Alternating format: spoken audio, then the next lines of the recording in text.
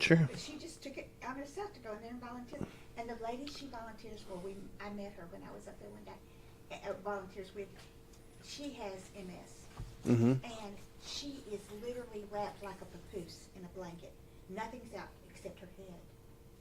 And she moves her wheelchair with her eyes, I think it is. Must be. I tried to My goodness. She wasn't commanding it, but she could still talk.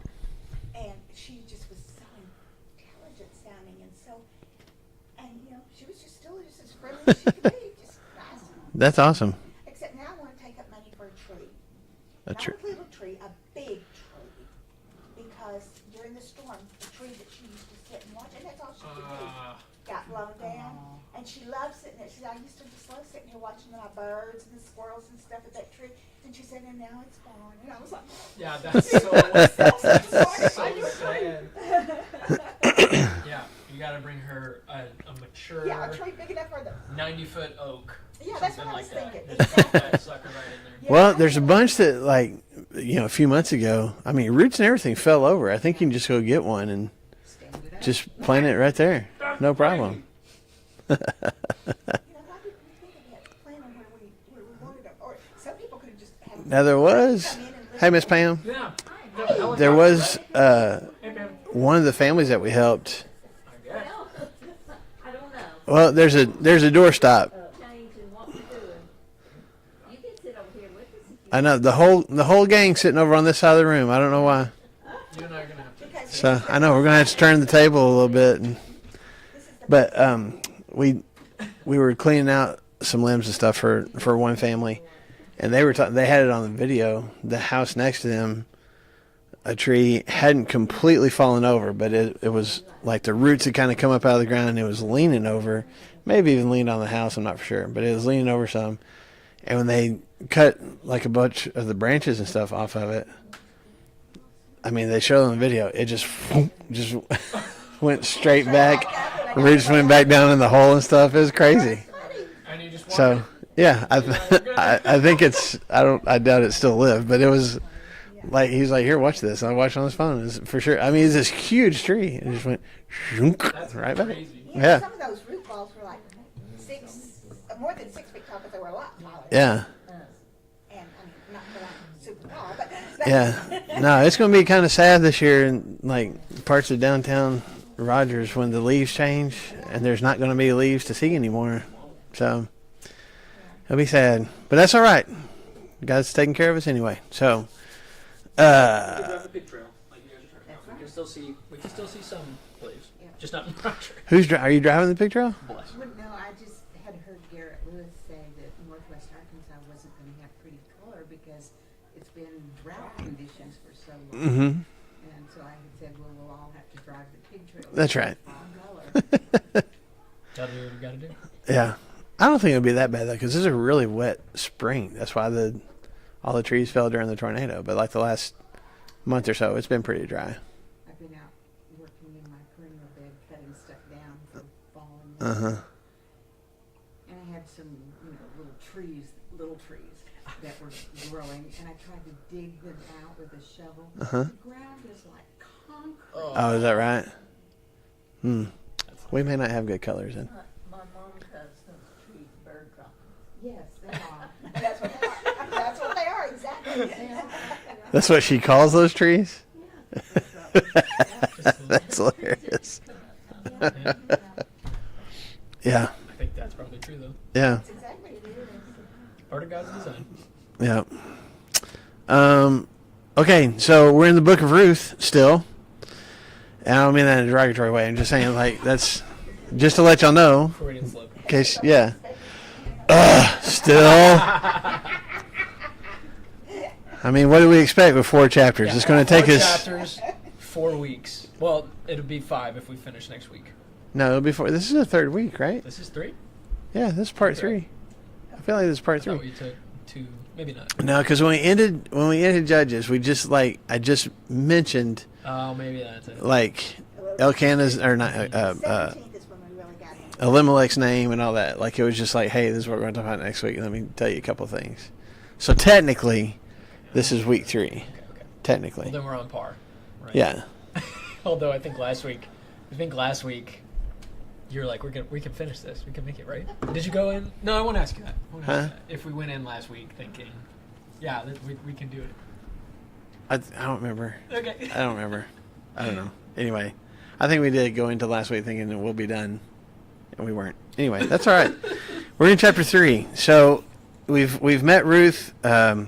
She's living with her mother-in-law Naomi. She's the Moabite that stuck with her Hebrew, Israelite mother-in-law, came back to Judah after the famine, and she has the idea to go work in the fields. Look at Connie; she's gonna go sit by herself.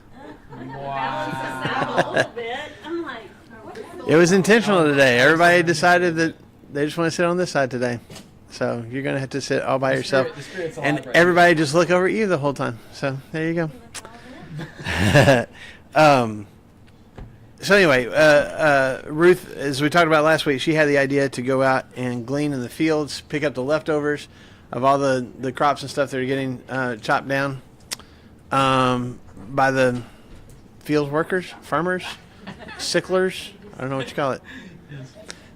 Linda has to sit. She has to sit by Marilyn. She always sits right here. She can't sit there because Marilyn's over here. Yeah, Pretty soon the room's gonna start. yeah. I know. Sorry. We could put Marilyn out in the lobby, and Linda's going to go sit by her. Like she's just like she can't We can do that. sit anywhere else but besides That's Marilyn. awesome. That's awesome. So anyway, that's right. That's right. Okay, so Ruth ends up in a field that's owned by a guy named Boaz, who we found out at the very end of class last week, is a distant relative of Naomi. But he and Ruth seem to. Well, he for sure has. She has caught his eye. I'll put it that way, and he gives her special treatment. Make sure that she gets to eat. That she gets plenty of water. That she gets extra grain. She ended up taking home what did we say last week? Like 30 pounds of barley with her, and he's paid special attention to her. When she comes home and says like, "This is where I was at," Naomi's like, "Oh, that's awesome. He's kinfolks, and that's great, and all that." And what we ended with is in chapter 3.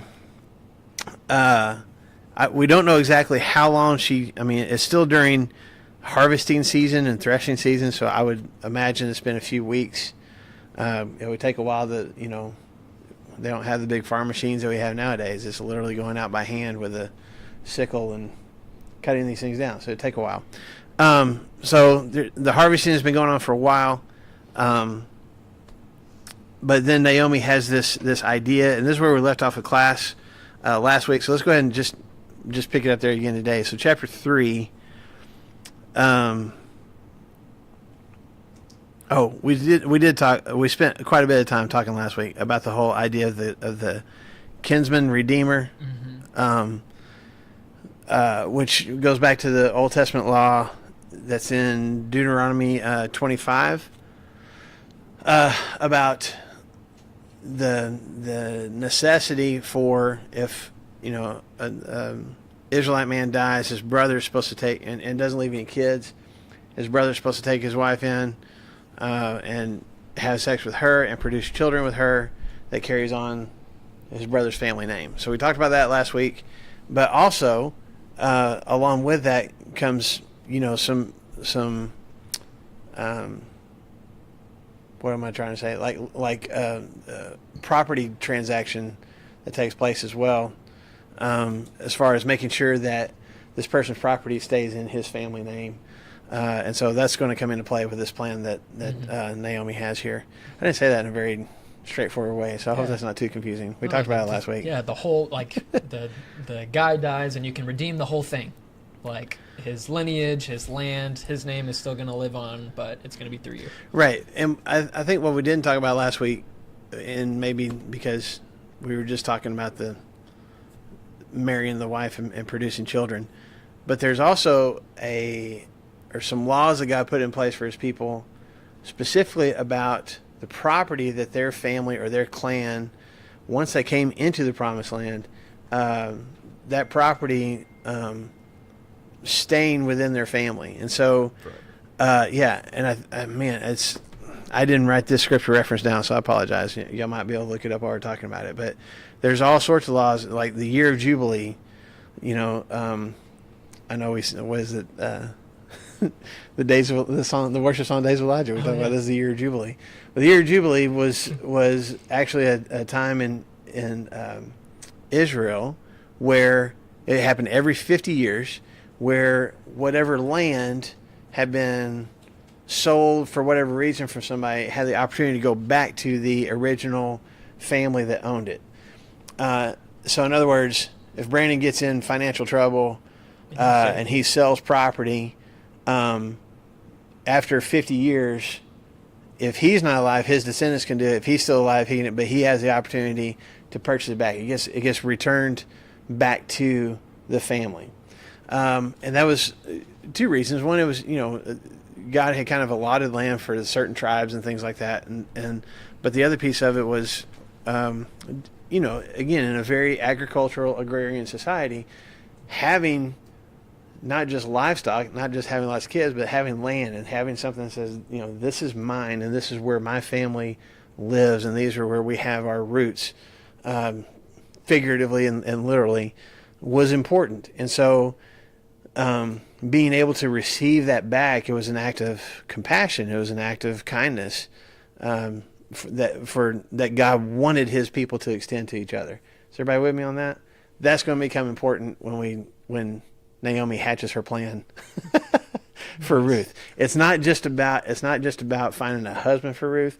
There's some, she's come back and Naomi, as far as we know, still has ownership of this land that used to belong to her husband that had died, but she has no opportunity to take care of herself. And if anything happens to her and Ruth doesn't have a husband, then her dead husband's land will go to somebody else, So there's a lot of kind of side details that are attached to kind of the love story that we're seeing developing between Naomi and Boaz.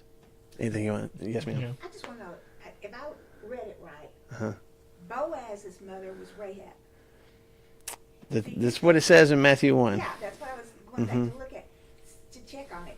So that could also play into why he had so much sympathy for An Ruth, outsider. because he knew what his mother had been through to be accepted by. Right. There's I will say this. Maybe opening another can of worms. You won't. Okay. You have confidence in me that I don't have in myself. We had to be careful with genealogies and assuming that they're all the next generation. In other words, Matthew says so-and-so was the father of so-and-so or, whatever. That might be a further distant relative than just immediate father. Okay. Not always, but sometimes. And so there's some scholars that are wondering, well, Rahab was, before the beginning of Judges. I mean, that was when Joshua was still alive, was when Rahab was alive. And so if this is the same Rahab, either it's definitely a much smaller amount of time that took place between Joshua and Judges, or she is a really old lady when she has Boaz, and he is much older than maybe we've even assumed, about Ruth. Or She could be his grandmother. it could be a further up the family tree than just immediate mom. Okay, Does that make sense? it does. So, Yeah, we don't care about dad or grandpa or something like that, but Rahab. Rahab. It's like, I was okay. Yeah, I was thinking that could explain why because we talked about, was it just because she was beautiful, or what was it that caught his eye? Mm-hmm. And that's just made me think. No, his I mother had gone through totally that. agree with the points that you're making. I think that does have something like either his mom or his, directly family tree line, maybe further up a few generations, was They brought her in. not just an outsider, not just an outsider of the Israelites. She was a prostitute. Like, she was definitely not one that you would, boy, look at this, put a gold star next to her name on the family tree. Like, she'd be one you kind of like, let's not mention her. Let's say that this guy was married to a woman. But Matthew capitalizes on it. Yeah, He's like, hey, and Matthew's Rahab. like, spotlight. I love Matthew. Yeah, but I think maybe that is part of Boaz's thing is recognizing, It's a part of his lineage.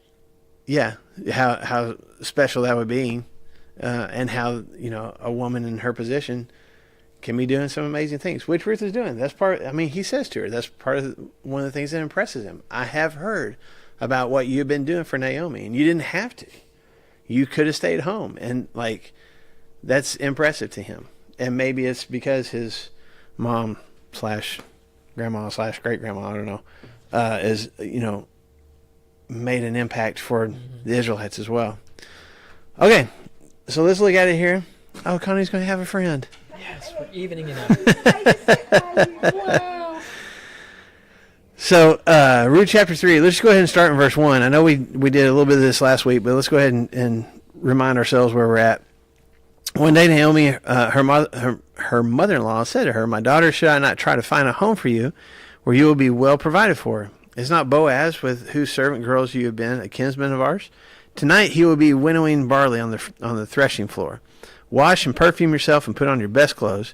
Then go down to the threshing floor, but don't let him know that you're there until he has finished eating and drinking. And when he lies down, note the place where he is lying, and then go and uncover his feet and lie down, and he will tell you what to do."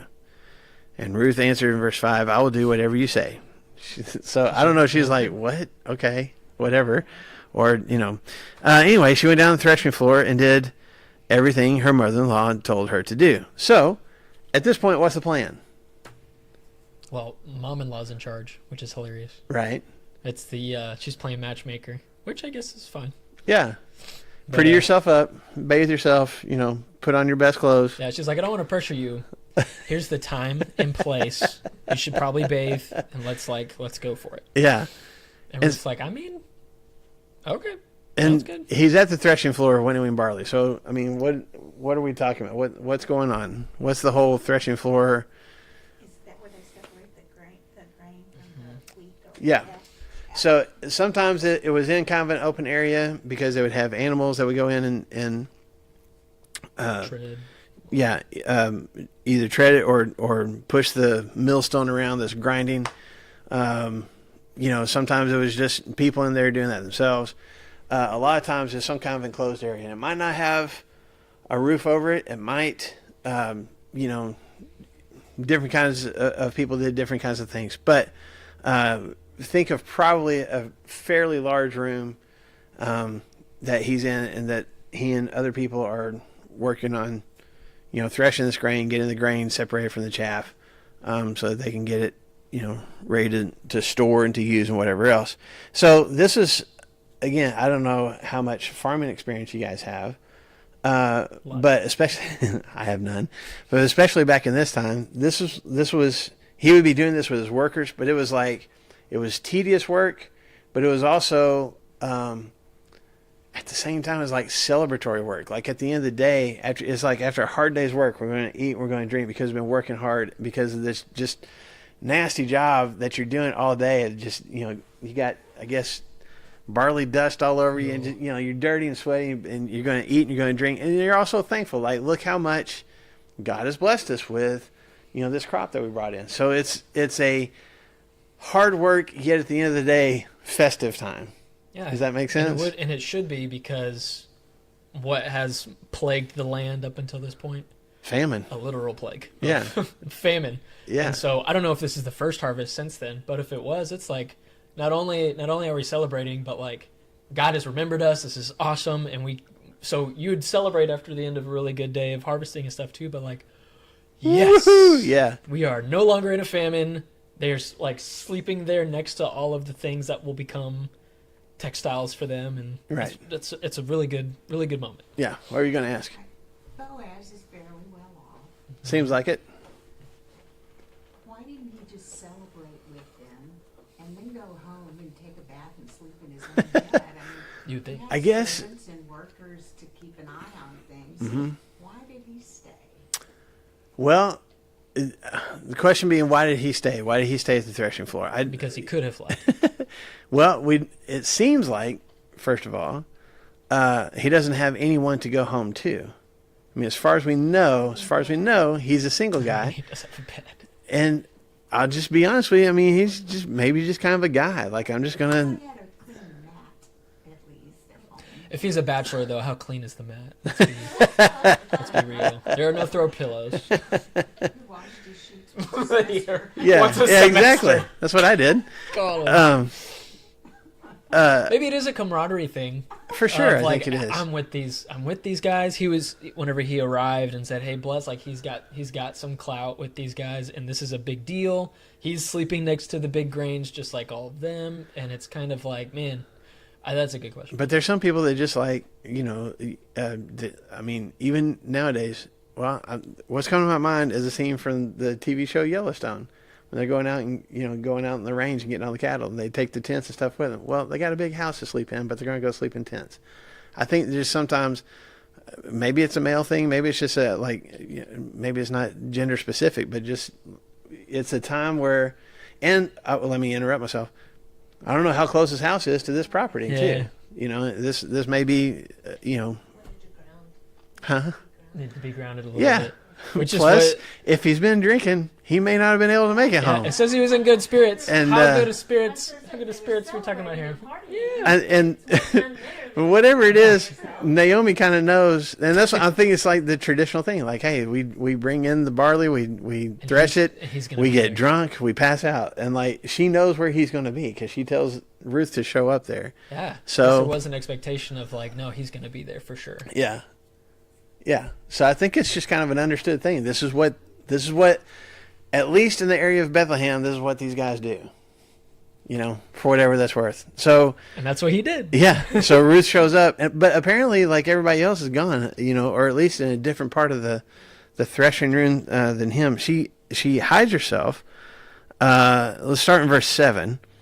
Boaz finished eating and drinking and was in good spirits. That's a really nice way. That's a very that's an English word. Yes, It says his heart was cheerful. his heart was cheerful. That's Yeah, a it was.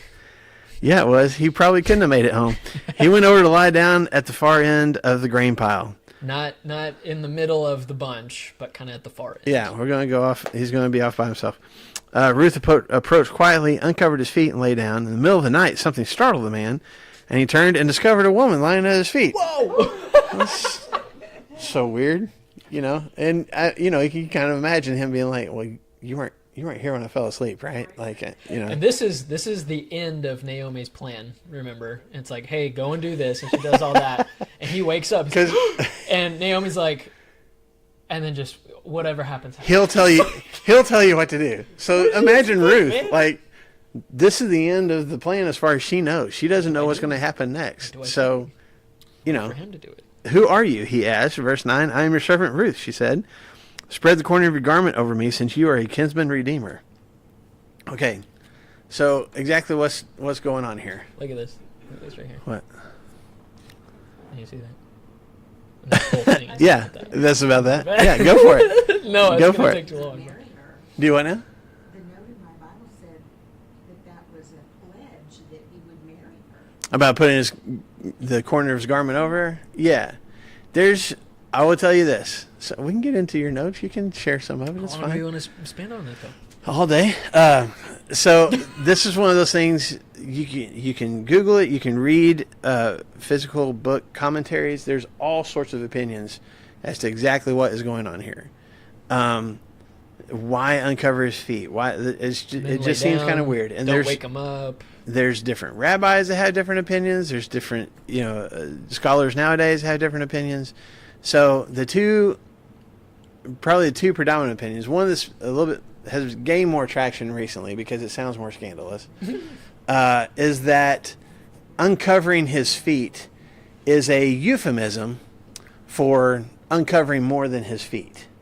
Male genital. That he would be, I mean, these guys would probably be working, they'd be sweating, drunk. And probably when he went to bed, as was typical for a lot of people back then, male and female, you'd just sleep bare nude. So he's probably covered up, laying over here on the grain, got something that he's covering himself up with, but he may be quite possibly naked underneath. So she uncovers his feet. Well, it's not just his feet. It's waist down that she's uncovered. And so there's some people that would even go so far as to say there may have been some sexual activity going on, which startled him and woke him up. I don't think, me personally, I don't think that's exactly what's going on there. But there's some people that think that. Or at least uncover his feet, and when he wakes up, make him think that's what's happened. What better way to redeem the family than like, hey, I'm going to make sure this happens. Right. Then King James, yeah, King James says that she said, "Take your maidservant under your wing, for you are a close relative." She is So under your wing. under your wing, Mm-hmm. which is more like Put your arm help her. around me. Yeah, And, put your mm-hmm. arm around and help her. Mm-hmm. So, again, well, I don't know. You got more notes on it. Go ahead. I don't want to. I'll play devil's advocate because there's a Hebrew word for foot that is also translated as male genitalia. Yeah, Yeah, blue, but but the Blue Letter Bible says. hey, hold on. I gotta make my point first before the actual Hebrew says it.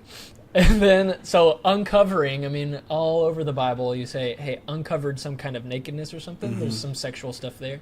And then we know in the Old Testament for sure that if you're gonna lie with somebody, there's usually it can be, but there's usually sexual intentions as well. If you're gonna lie down next to somebody, you know, Right. somebody laid with somebody, oh, that really actually means sex. Laying Nah. beside him, or was she laying at his feet? Was she laying beside him or at his feet? Well, that's what some people would say. I personally feel Mm-hmm. that there's so many other stories in the Bible that are corrupt that God would have given us more. God would have made it We more. need to know Because look more. at Samson. Yeah. I mean, look how many people Samson Yeah. actually slept with. Yes. And God said he actually went and got a prostitute. Or Yeah. look Yes. at, Yeah.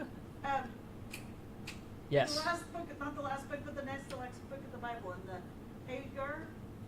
No, and his wife. Hagar? Hosea, thank you. And he had to go get his wife off of the. Yeah, she was a prostitute and off the auction block. And, I feel yeah. like if Yes. it was that God would have. And in Hosea chapter 9, verse 1, Oh dear. it says that a lot of times prostitutes would go to the threshing floor, and that is where you would find business. And that's part of the backstory here as far as finding him a threshing floor. These guys, these workers, would, at the end of the day, would eat, they would drink, and they would have prostitutes come. We're celebrating. We're partying. It's the end of the day. It's the end of the harvest. I'm so drunk that I. Yeah, what the- I'm yeah, here he's- and just- What? So, yeah. So that's what some people look at it. Yeah, is that he was drunk. He wakes up. He They hadn't worked too hard. he is uncovered, and there's this woman, down below his waist, and he's like, "Hey, now, was I that drunk, or like, who are you? I don't remember any of this." How long? What? So that's what some people are saying. This is what the Bible is showing us, and not that they actually did anything, but that she Yes. uncovered his feet and made it seem that way. Now, I don't think that at all. again, I don't think that's it either. I don't think there's any sexual activity here. I don't think there's Does this really matter? not really, except for just Well, what's her character? Is she noble or is she witty and Riley and like Well, this was all Naomi's. Did you mean Wiley? Wiley? Did I say Riley? You said Riley.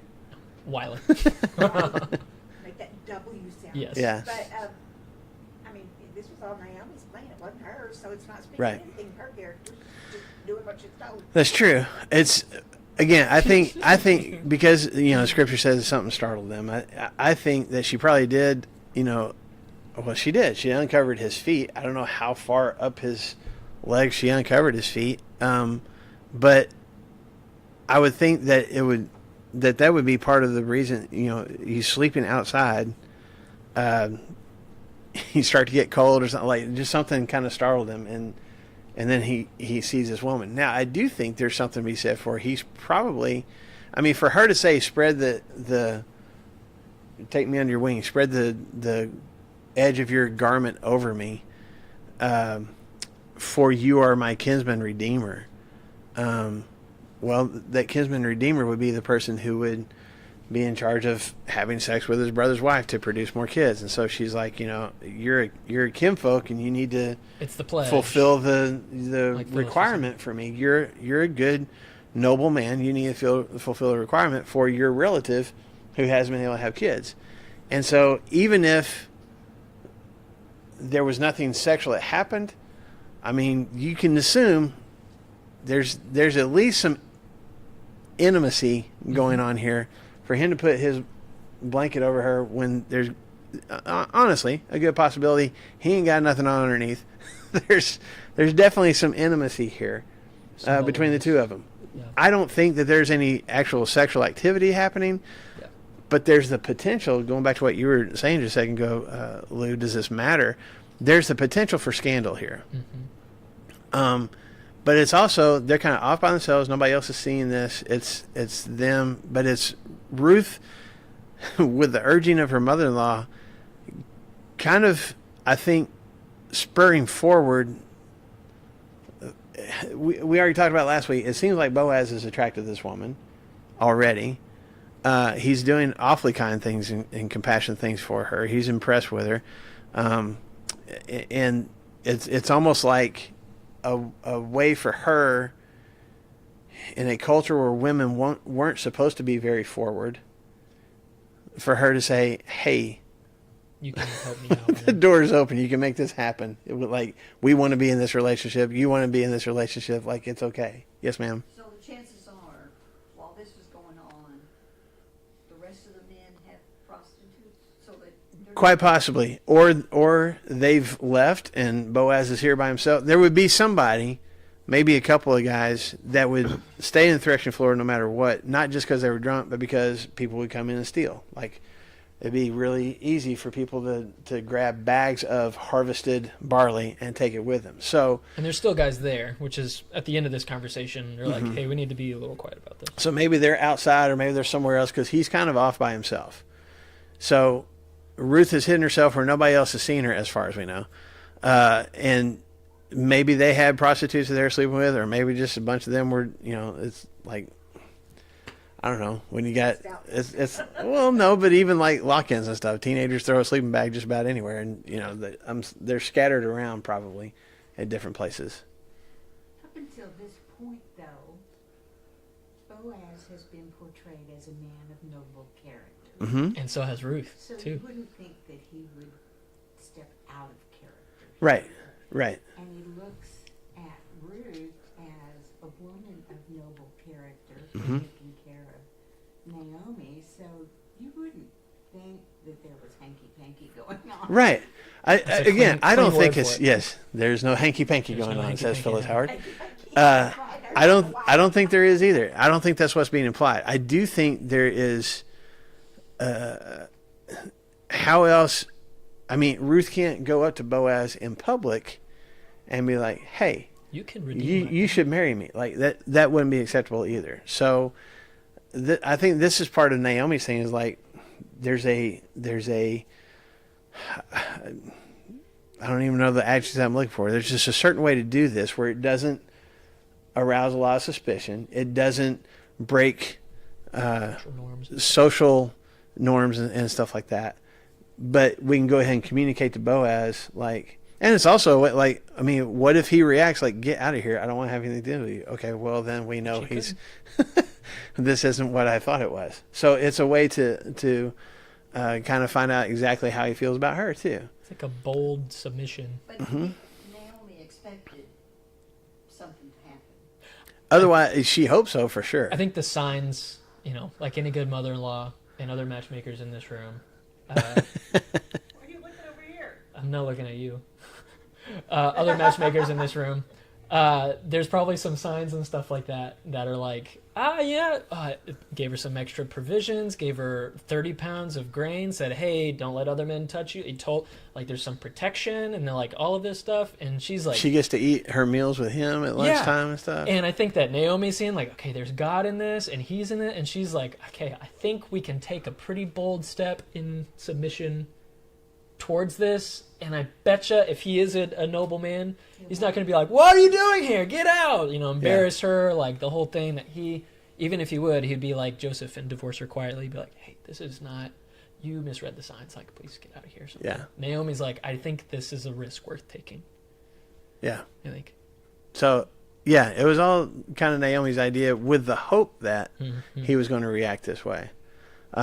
Maybe the expectation, I know those words are similar too. But anyway, So his reaction, Is not, just like Phyllis was saying, is not, what? Get out of here. And this is another reason why you can point.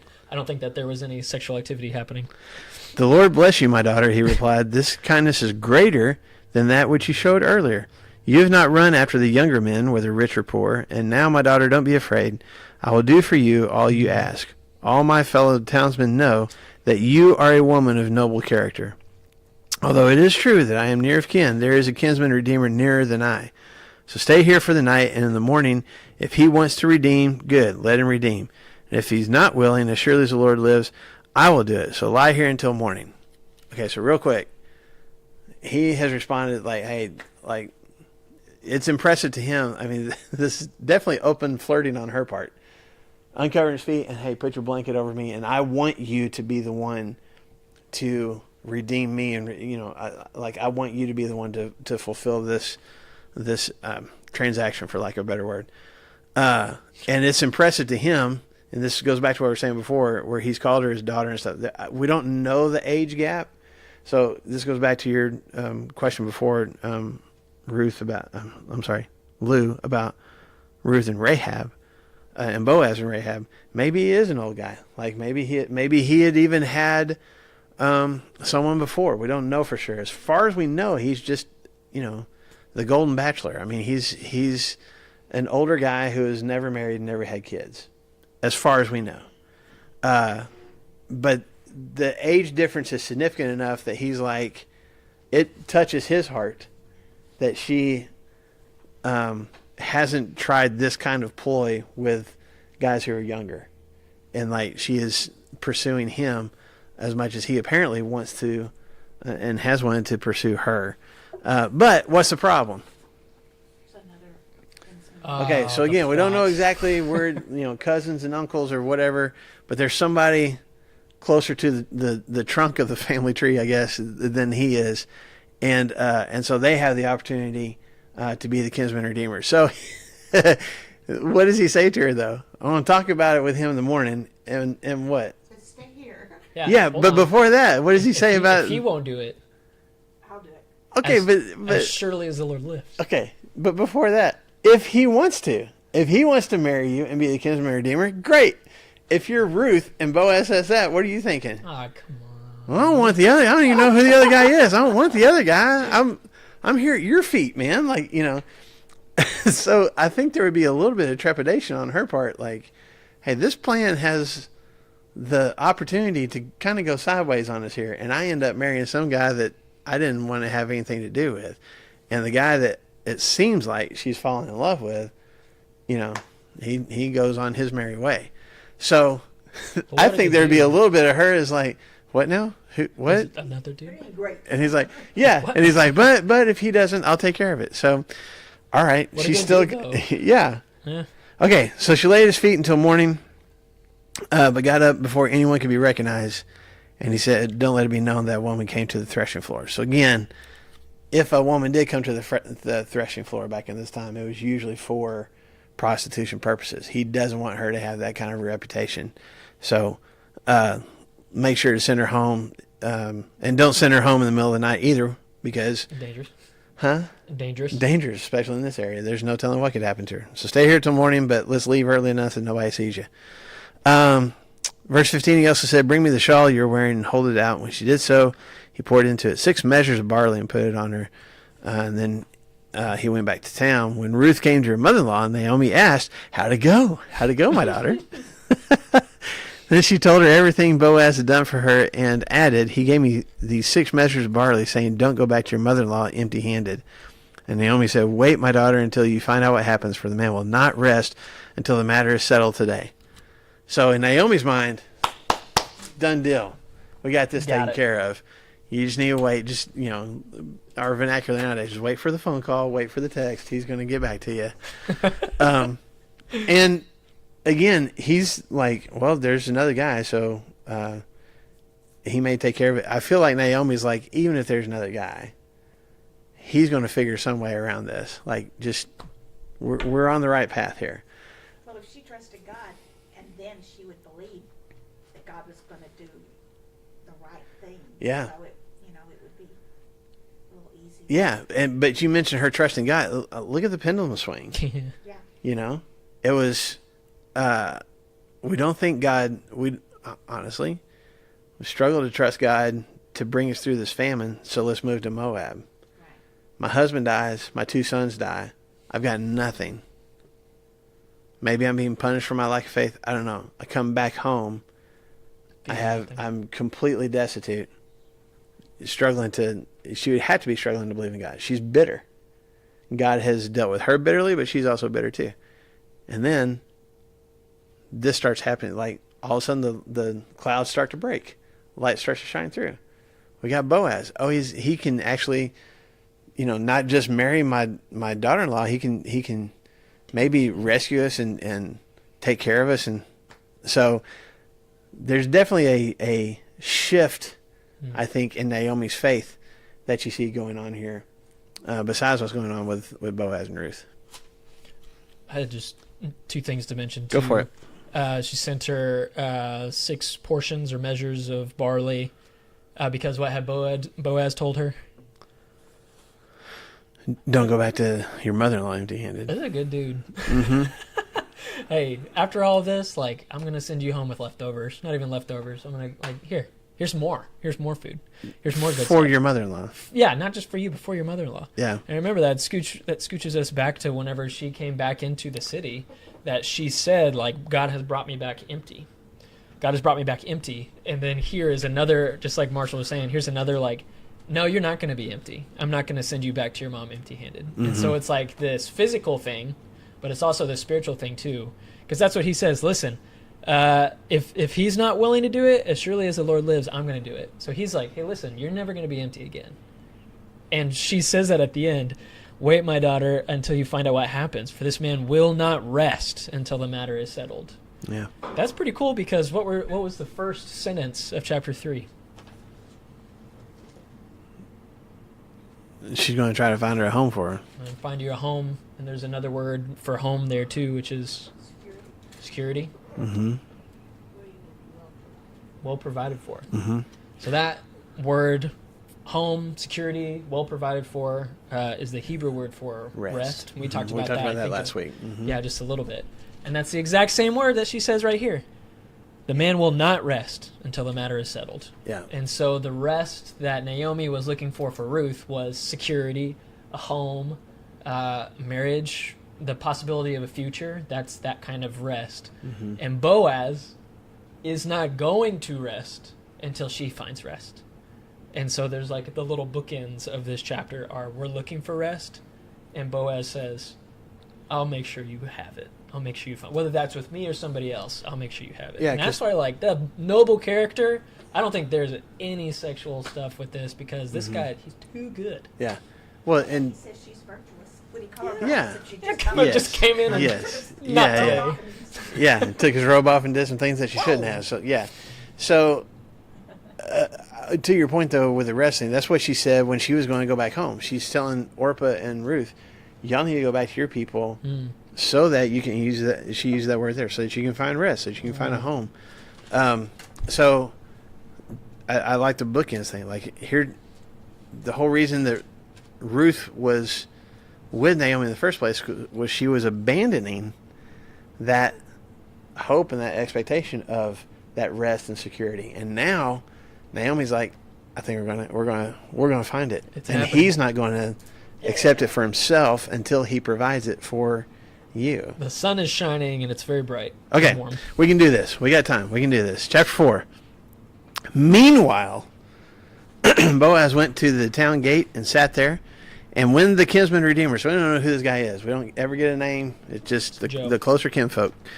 When he came along, Boaz said, come over here, my friend, and sit down. And so he went over and sat down. And then Boaz took 10 of the elders of the town and said, sit here. And they did so. Now, if I'm this guy, I'm like, what is going on here? Because this is what you do. You do legal transactions in the town gate. Well, that could be positive or negative. So this guy's just walking into town, and all of a sudden he's been pulled into this meeting with the town elders.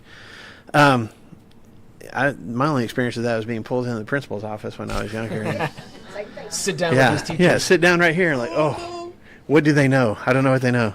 Verse. I know. I learned that quick. Like, don't say anything. It was me. Until you know for sure what the charges are, don't say anything.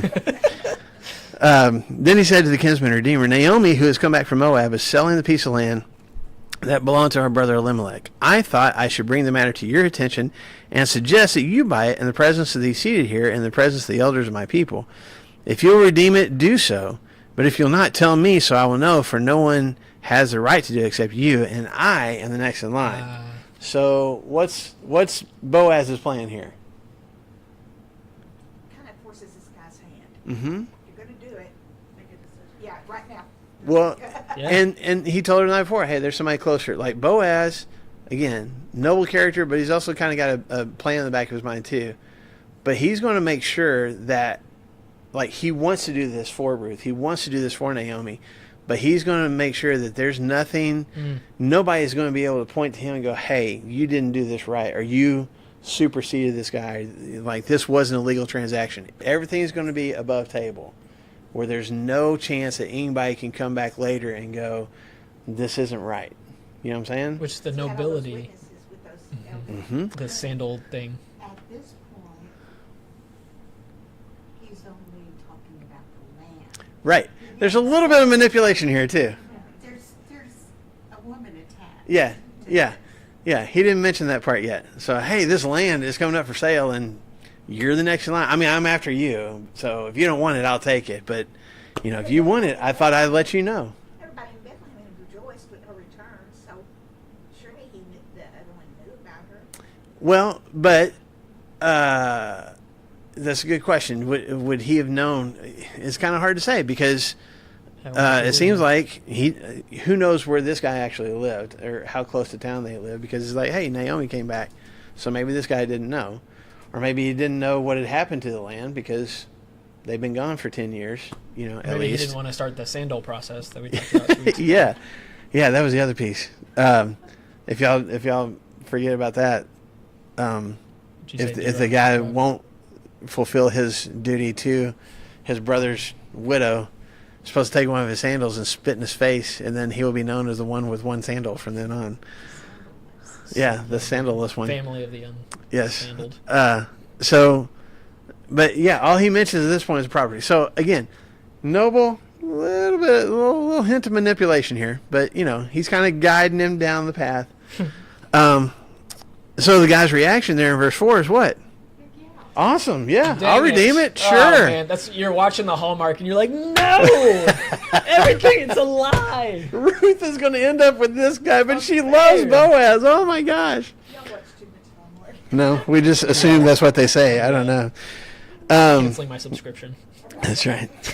Then Boaz said, on the day that you buy the land from Naomi and from Ruth the Moabitess, you acquire the dead man's widow in order to maintain the name of the dead with his property. Oh. So, yeah. Oh. Hey, so it's all, you know, it seems like awesome. Glad we got this taken care of. We're going to get all the transactions taken care of. By the way, probably forgot to mention, there's a widow, and you buy the land, you get her too, and you need to fulfill the obligations of a kinsman redeemer. You need to try to have kids with her.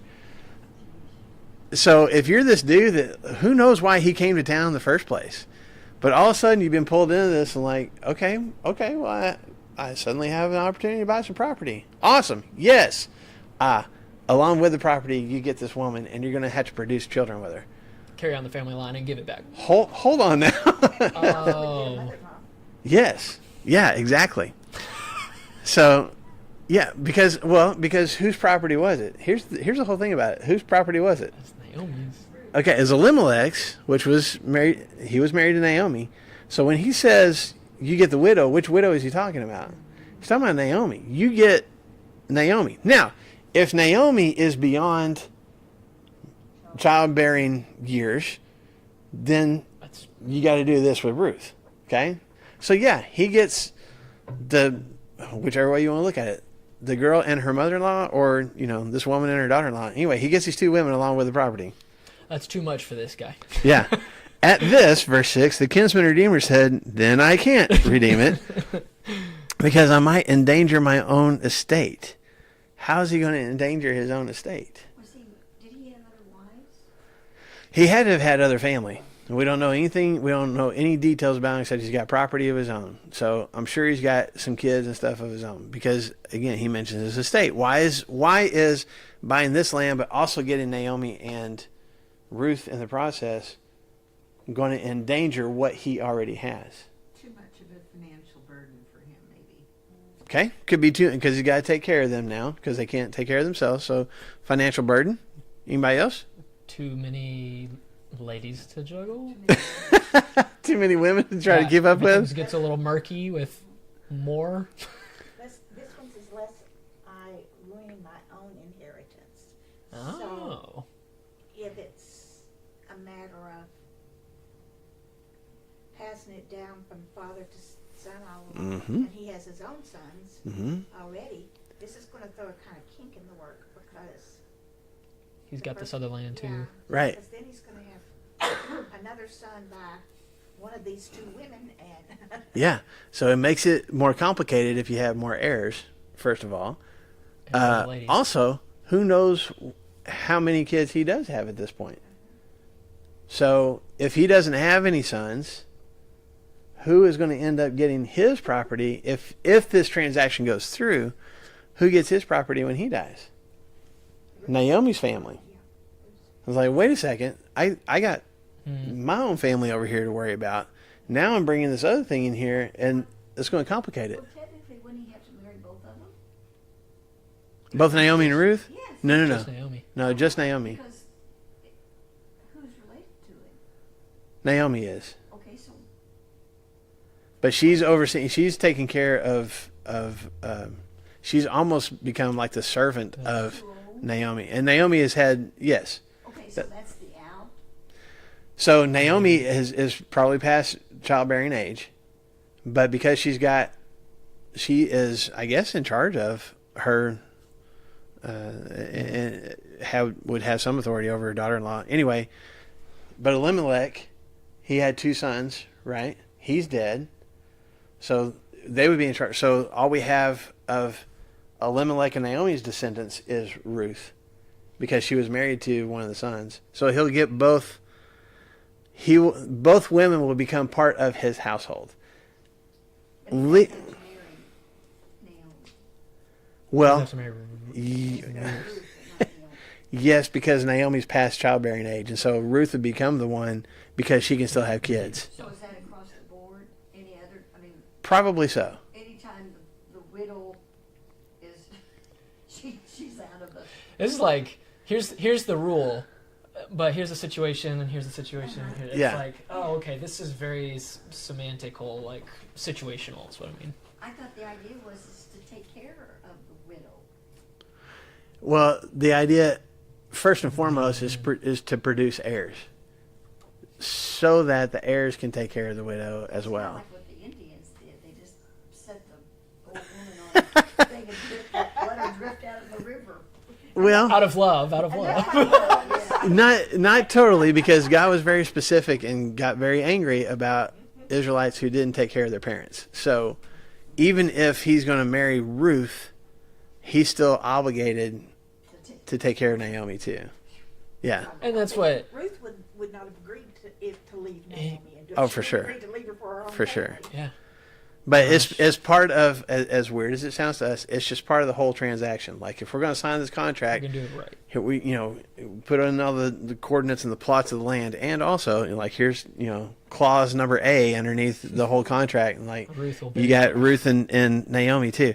So again, the whole endangering or messing up his own estate is now it becomes more cloudy as which heirs get what, and I don't want to risk any heirs that I might produce with Ruth taking the property that I want for my own kids, Which makes sense. Yeah. So he's like, I don't want to risk it. So, you know what? It's on you. I'm not going to do this. Redeem yourself. Okay. In verse 7. Now mine in verse 7 is in parentheses. Is yours in parentheses? It's not. It's in. And the NIV Oh, is yeah. in parentheses. Yeah. In earlier times in Israel, for the redemption and transfer of property to become final, one party took off his sandal and gave it to the other. And this was the method of legalizing transactions in Israel. And that's so we've come a long way. since Deuteronomy chapter 25, before we got into Israel in the first place, where if this guy won't do this kinsman redeemer stuff, you spit in his face and take his sandal. This makes it seem a lot more like this part of signing a contract. You know, we don't have paperwork to sign, but here's my sandal, and here's proof that we have had this conversation with each other. So things are kind of, I don't know if there's as much spitting in the face anymore, I guess is what I'm saying. I don't know that he's necessarily known as the unsandaled one, But Boaz like gets it to might have been back in the day. Live around his Yeah. sandal like a trophy. But it does become one of those things like if at any time years down the road, one of this guy's kids says, hey, that property should be ours, you've got this sandal going, no, your dad, again, You know it was his sandal. I don't It's got his know. footprint in it. He's probably got his initials on it or something. Yeah. Yeah. The DNA. They do a Yeah. DNA test.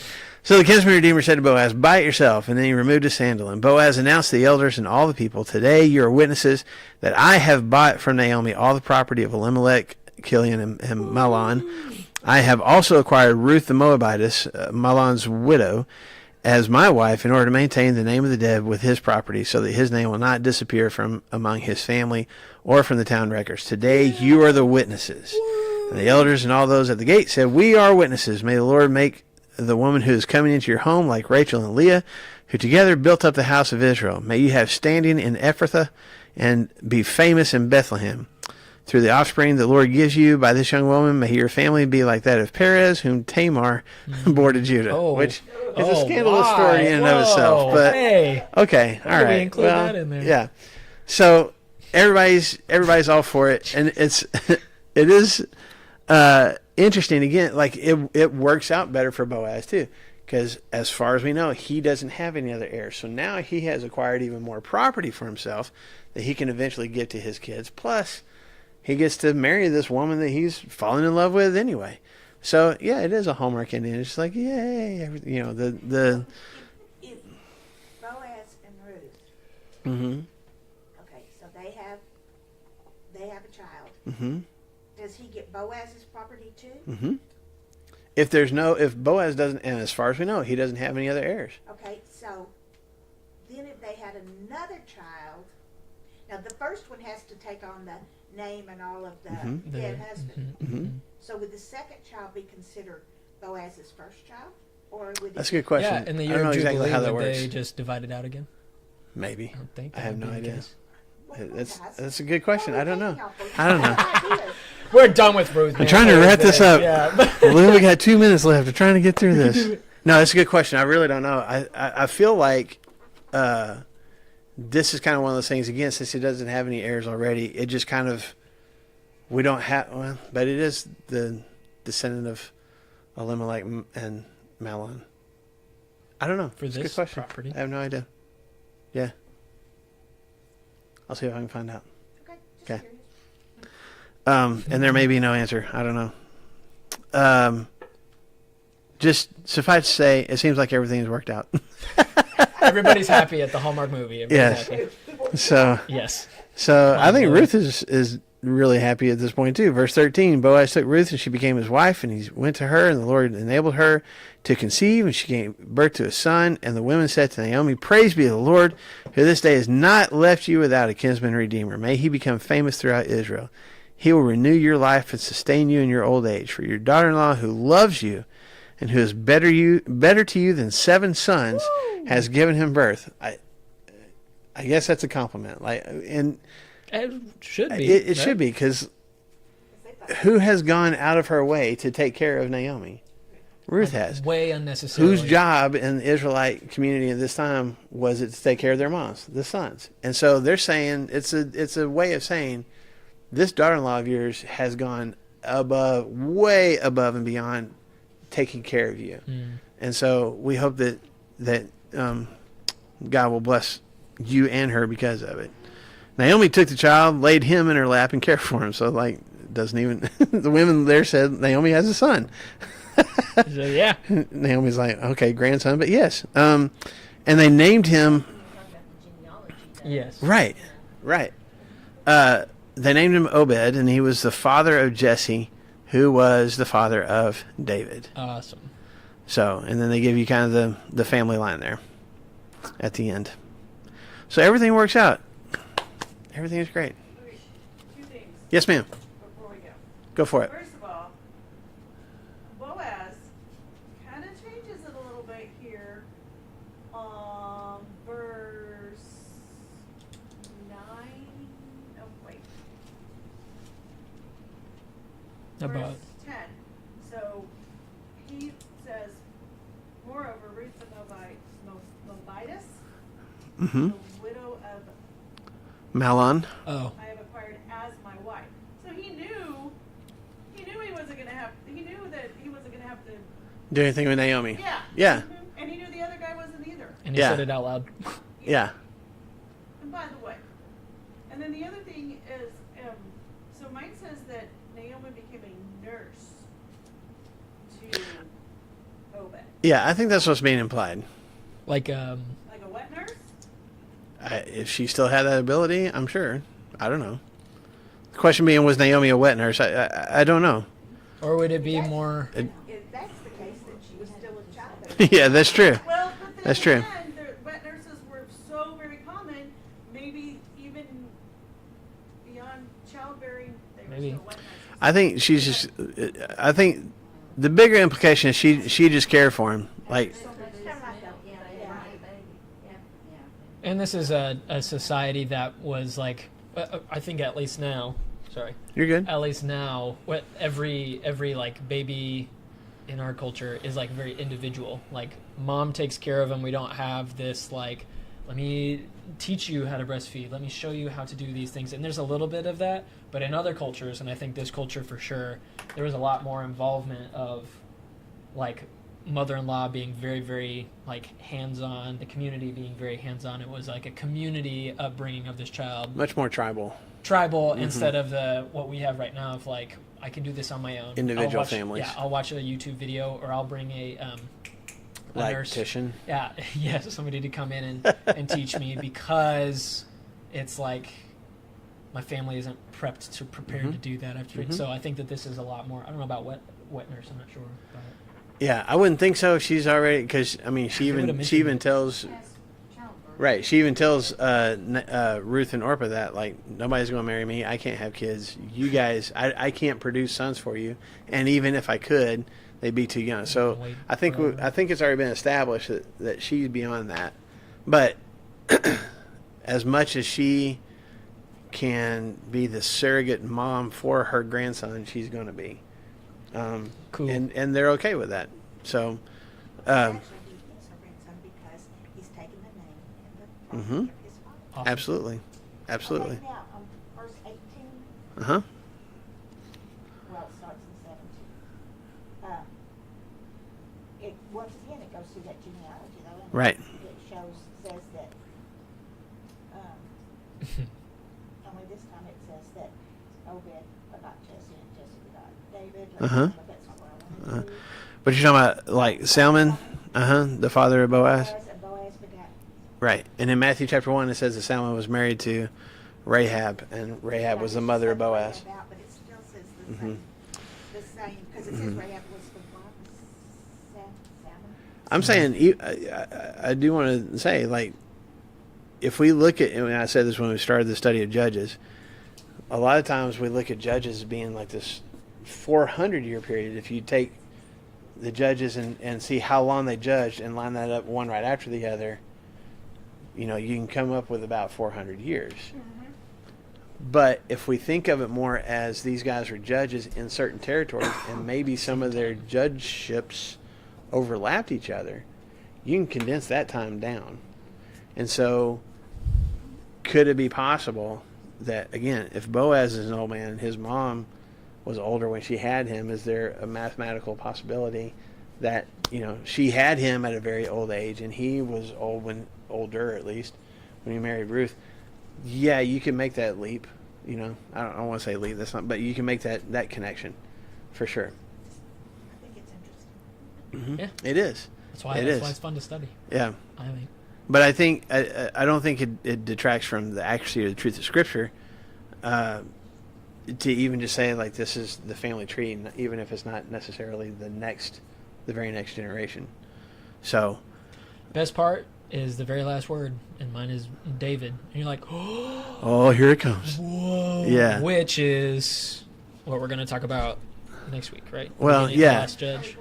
Well, At least parts we're of gonna it, yeah. we're gonna finish Judges, so which is in the first part of 1 Samuel, because the last two judges that we haven't talked about are Eli and Samuel, who are talked about at the beginning of 1 Samuel, and then we'll kind of decide if y'all like it. Like I've gone through the life of Yeah. Saul and David and Solomon before, and so if y'all don't want to do that again, like I've already got a different study in mind. If y'all are done with being in the Old Testament for a while, but let's get through.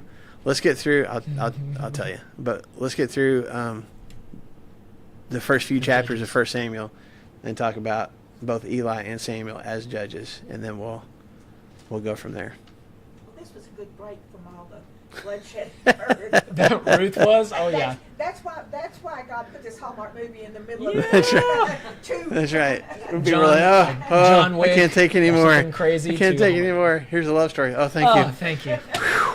All right. I'm sure it was a break for the Hebrew readers, too. Like, oh, boy.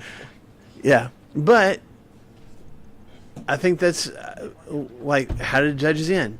Everybody's doing as they see fit, and look how bad it gets when everybody does as they see fit. And it's almost like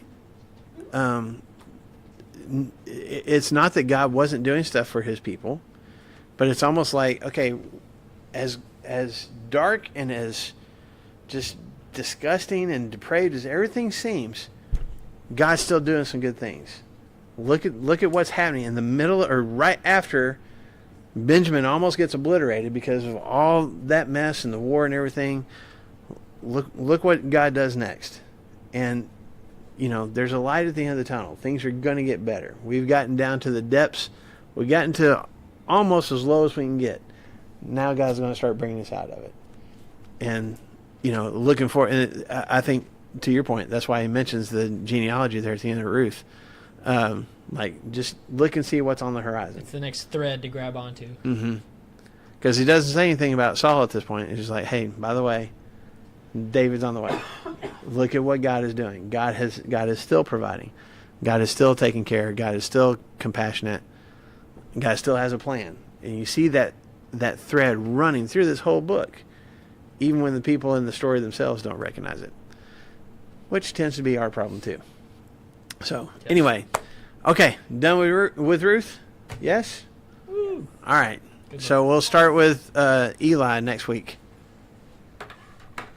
Wasn't here. I was going to watch, and then it didn't work. I know.